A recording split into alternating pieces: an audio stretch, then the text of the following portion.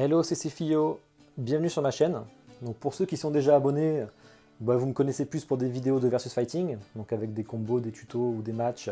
Donc ça a commencé sur Street Fighter 4 avec Claw, après UMVC3 avec surtout Spider-Man, et ça a terminé avec Dragon Ball Fighter Z, où je fais quand même pas mal de vidéos de combos de Freezer et Adult Gohan. Mais bon, donc j'avais plus trop le temps de jouer avec la famille, le taf, ma fille. Donc j'ai fait des jeux solo, j'avais fait quelques boss de Sekiro en vidéo, mais il y a quand même beaucoup de gens qui font des vidéos, donc je voulais pas en rajouter.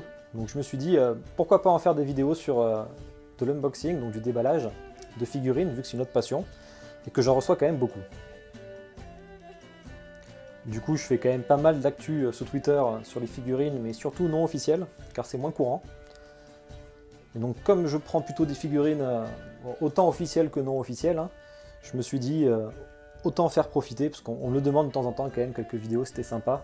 Parce que c'est quand même des sites qui sont pas très connus, il faut quand même oser acheter du non officiel. Souvent ça vient toujours de Chine, donc il faut acheter directement des revendeurs chinois. C'est pas forcément simple. Donc je vais vous montrer un exemple. Donc ça c'est la première figurine que j'ai reçue en janvier 2020, que j'ai commandée sur FNC Store. Donc il s'agit de Phaeton de Hunter x Hunter, donc le numéro 2 de la Brigade Fantôme, si vous connaissez. Ça a été fait par U-Studio, donc un studio non officiel, qui ont prévu 3 figurines. Donc la première annoncée a été Machi, que j'ai précommandé mais pas encore reçue. La deuxième a été Phaeton, donc la voilà. Et la troisième c'est Shizuku. Mais je vous mets les images en même temps, hein, mais là par contre je ne pense pas la préco, parce qu'il y a une liberté qui a été faite sur le costume, et ça n'a pas trop plu, donc je ne l'ai pas prise. Donc je vais vous montrer à quoi ça ressemble. Alors, c'est du 1/6, hein, donc c'est à peu près du 30 cm. Tout en résine. Hein. Maintenant je ne prends plus que de la résine, donc je n'ai plus de PVC presque. À part certaines. Allez, pas évident à sortir ça. Donc voilà.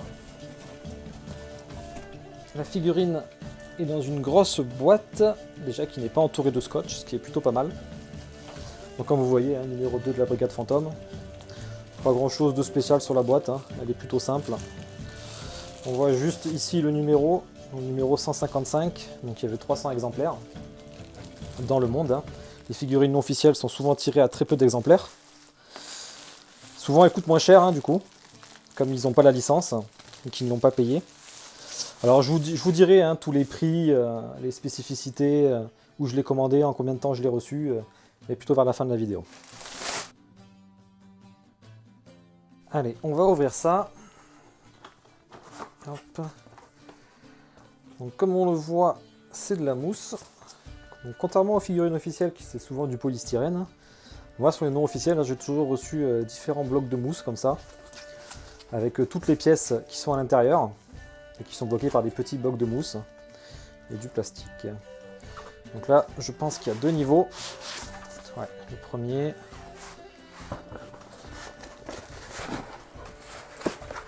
Hop, un peu lourd. Et le deuxième. Allez, on va voir les pièces plus en détail. Voilà, tout est sorti. Donc ici, on a la base qui pèse 100 points. Elle va bien faire presque à elle toute seule 1 ou 2 kg, je pense. Voilà, donc la base, le logo Hunter x Hunter. Bon, elle est plutôt simple, ce qui est pas plus mal, parce que souvent ils font des grosses bases, ça prend plein de place. Dessous, bon, celui qui l'a fait, le nom du personnage et le numéro 155 sur 300. Donc exemplaires mondiaux, comme j'avais dit. Numéro 2 de la Brigade Fantôme. On a ici le parapluie, très beau. Déchiré de partout. Le parapluie avec lequel il combat, où il cache son épée.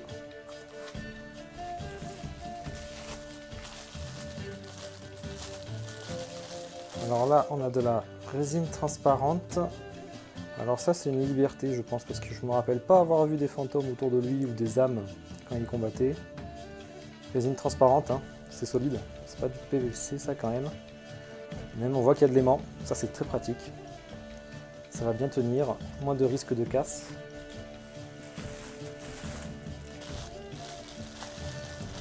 Alors, même chose ici. Deuxième partie du fantôme. Qu'est-ce qu'on a d'autre?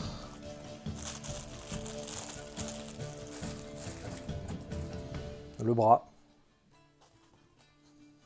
C'est rare que les figurines soient en une seule pièce. Encore que là, elles semblent être en 3 pièces. La tête, le corps et le bras.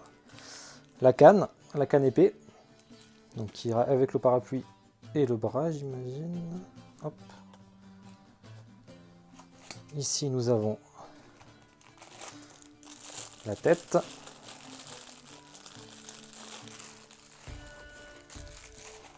Hop, pour pas perdre les objets. Alors j'ai été assez surpris la tête la première fois. Donc l'expression du visage est top, il n'y a rien à dire. On voit qu'elle est aimantée. Par contre, elle a une teinte de vert sur les pointes principalement. Donc ça, c'est le choix du studio. Moi, je me rappelais qu'il avait les cheveux bleus à l'époque, plutôt bleu-noir et noir sur l'animé. Alors peut-être un peu de reflet vert, je sais pas. Après, c'est quand même bien réussi. Je vais essayer de l'approcher. Voilà, je sais pas si vous voyez là. L'aimant, comme j'ai dit. Il y a un peu de reflet vert. Bon, le visage est très réussi, hein, par contre. Hein. Rien à dire. Pas de casse sur les cheveux, sur les pointes des cheveux, donc ça c'est très bien. Son petit rire un peu machiavélique, un peu sadique, hein, comme dans le manga. Et enfin, on va aller chercher le corps, qui lui est quand même pas mal coincé par des bouts de mousse.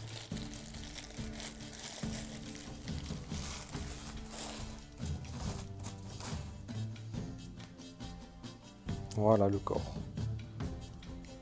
Rien à dire, je vais vous l'approcher. Voilà le corps. Alors, rien à dire de particulier, il est pas de casse, on voit les bouts aimantés. Parce que pourtant il y a un effet, hein, comme on voit avec ces vêtements qui flottent en l'air. Donc c'est plutôt dynamique, c'est sympa. Pour les pieds, une fixation, pour bien que ça tienne. Bon, j'ai pas de casse, donc c'est tant mieux. Allez, maintenant on va passer à l'assemblage. Allez, c'est parti pour le montage. Pas beaucoup de pièces, donc ça va être plutôt rapide. La tige en fer. Je l'ai trouvé. Alors, du coup, c'est solide au moins. Il n'y a pas de risque qui tombe avec cette tige en fer. La tête aimantée, pas de problème. Elle tombe parfait au niveau de la capuche ou la cape. Bras aimanté aussi, donc rien à dire, ça rentre tout seul. Ça tient bien. Le parapluie, qui par contre lui je trouve tient un peu moins bien.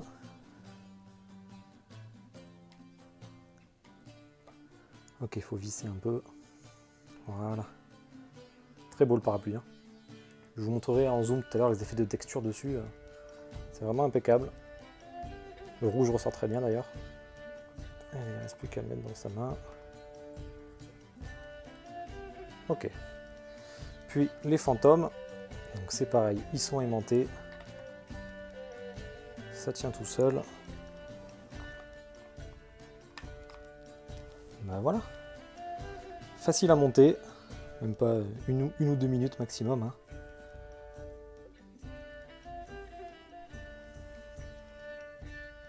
Alors, le parapluie bouge un petit peu. Hein.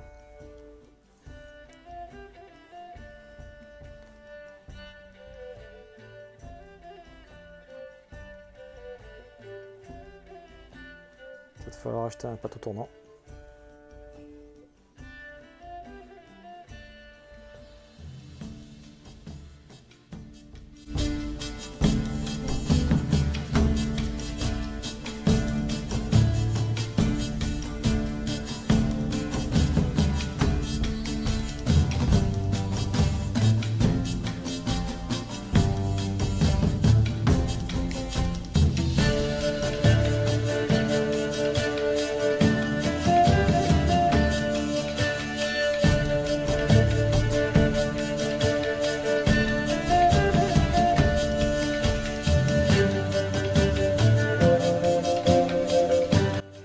Je sais pas si vous voyez les effets de texture qu'il y a là.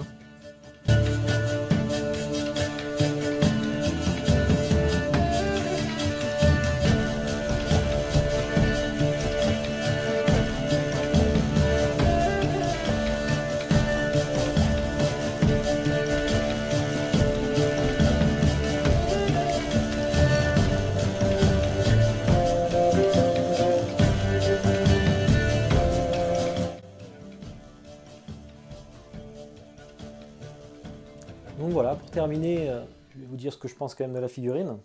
Donc déjà, je la trouve impeccable, hein, il n'y a pas de problème de pen job dessus.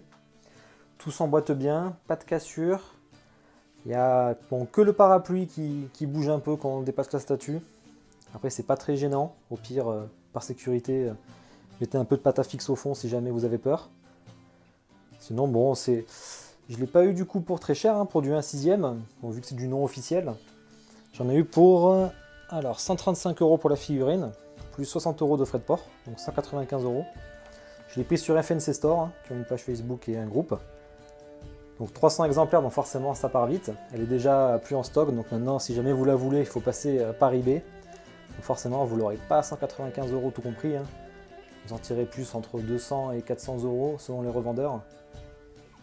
Si j'ai pris du non officiel, c'est que c'est quand même dur à trouver en officiel du Hunter Center. Il y en a très peu, il n'y a que du PVC. Même si maintenant il y a Oniri Creation qui va faire une Isoka là, qui ont monté un prototype. Les Figurama Collector là qui font des superbes dioramas, mais bon, ça sera quand même un prix nettement plus élevé, hein, compté sûrement entre 500 et 1000 €. Donc de Gon vs Pito et Killua vs Poufou. Non, vs Yappy. Donc je suis quand même assez content de l'avoir prise. J'ai mis un manga à côté, hein, pour comparer la taille. Et à côté c'est ma petite carte fétiche Majora Mask. J'espère que ça vous a plu. N'hésitez pas à commenter, hein, à me dire ce que vous en pensez, à partager.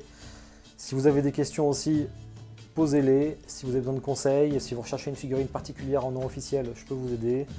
N'hésitez pas à m'envoyer un message, particulièrement sur Twitter où je suis quand même très actif. Donc allez plutôt sur Twitter. Les DM sont ouverts de toute façon.